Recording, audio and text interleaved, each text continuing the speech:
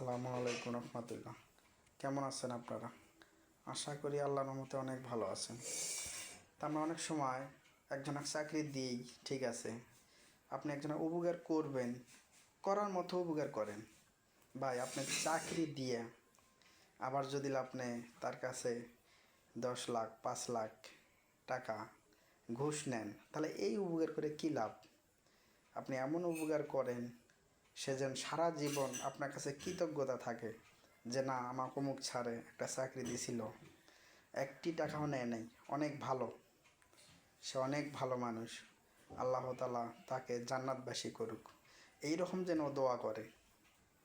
আপনি যদি তার কাছে 5 লাখ 3 লাখ 10 লাখ টাকা ঘুষ নিয়ে চাকরি দেন, ঠিক আছে, ও হাতে চাপত পরে আপনাকে দিবে, কিন্তু এক সময় ও বলবে অমুক স্যারে আমার কাছে 3 লাখ 5 লাখ 10 লাখ টাকা ঘুষ নেয়া এই চাকরিটা আমি দিছি।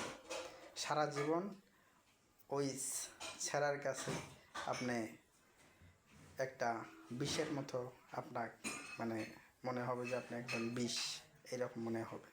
সালামু আলাইকুম রহমতুল্লাহ।